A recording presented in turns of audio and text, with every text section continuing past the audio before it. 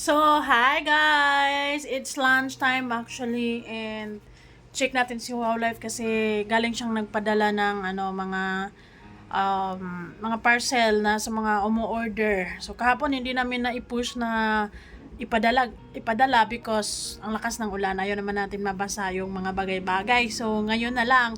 Pasensya na kanina naputol yung live ko kanina kasi minamadali niya ako guys dahil baka ulan naman daw, baka hindi naman niya maipadala. So, umuwi na siya. Actually, mga 13 minutes ago na. And then, ako nag-video pa. So, ngayon, check natin siya sa baba. Wala, paano naluto mo? Magluto ka na sa bulto. Gumawa ako ng video eh. Gumawa ako ng video. Ano yan? Hotdog and longga? Oh. And, bakit dalawang klase? Ay, ito. So, this is our lunch for today's video. Hotdog na medyo sunogin. So guys, may mga ebidensya pa actually dito na natira. Ito si Jimson. Ano ba yan, Jimson? Dapat inaayos mo din tong mga ano na to. Yung mga nandito. Yung kalat ng dyan. Dapat inaayos mo yan. Yung gatumba-tumba ang baga diha. Yan guys, hindi naubos yung Alphonsay. Isa to sa mga favorite ko na prutas. Kasi itong nabili namin medyo may asim. Ayusin mo yung dyan, Ay, tingnan nyo guys, nahulog latay. Buslot, manday ng kabila, Ayusin mo itong mga kuryente-kuryente dyan. Ay, naku naman. Saan ba yun? This is reality in life. Ay, nahulog. Hindi ko alam. Ay, malapa dito siya ba?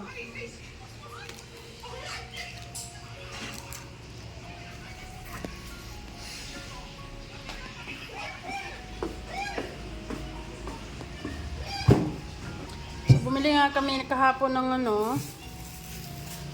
ito.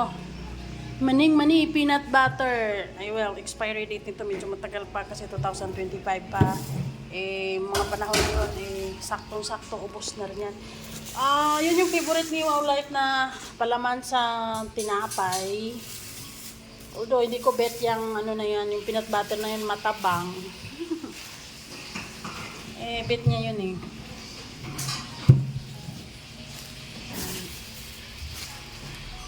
mga plastic na to. Hindi namin to basta-basta tinatapon lang kasi nagagamit din to sa mga basura, lagayang basura. Wala nang laman. Kuhanin na talaga natin yan. Ito guys, para kay Dudang pet beef powder.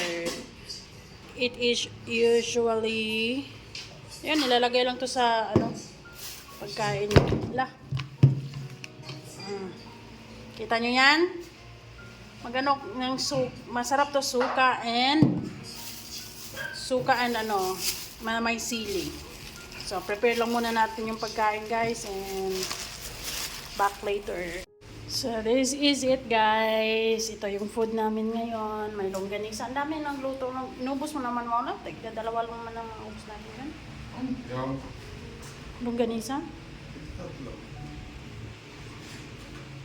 So guys, this is it. Ito yung simpleng foodie namin ngayon. Mostly hindi kasi kami hindi kami nagbe-breakfast. Kape lang tsaka tinapay. Yun lang.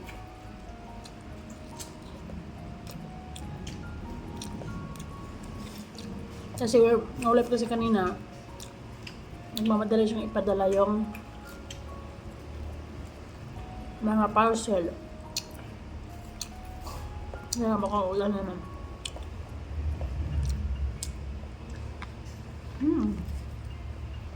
Anyway guys, panoorin nyo yung video ni Rachel na nag-prepare siya ng breakfast.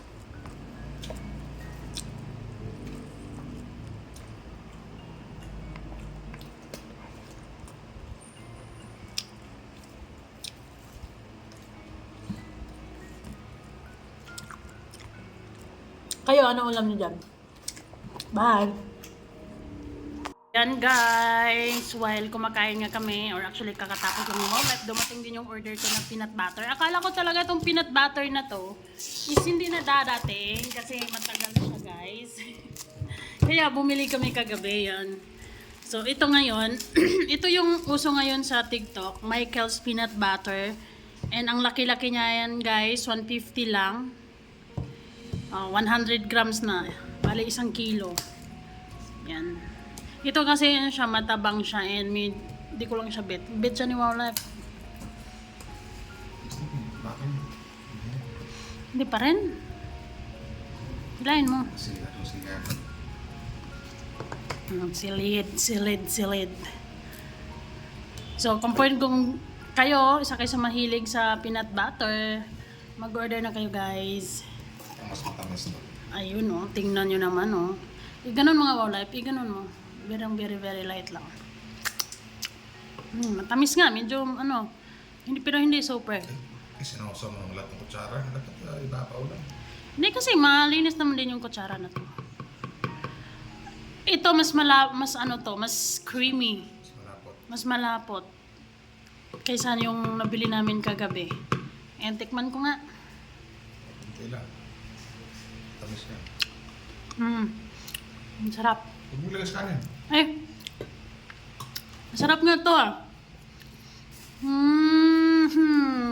Yes, thank you Lord. Sarap guys. Ayoko niyan. Ito, hindi naman siya sobrang matamis, pero you can feel the sweetness from this peanut butter. Pero ito, parang chill lang. You can feel the sweetness. Ito, you can feel the sweetness. So, in fairness, itong Michael's peanut butter may pinaglalaban, guys. So mga gustong bumili na rin kayo, guys. 150, hindi ka lugi. Siyempre naman, ang laki-laki niyan. Next year pa yung expiry niyan and 1 kilo na, oh. And sa consistency, sa lasa, hindi kayo talo. Masarap talaga. And as you can see, that's how it is. Hey!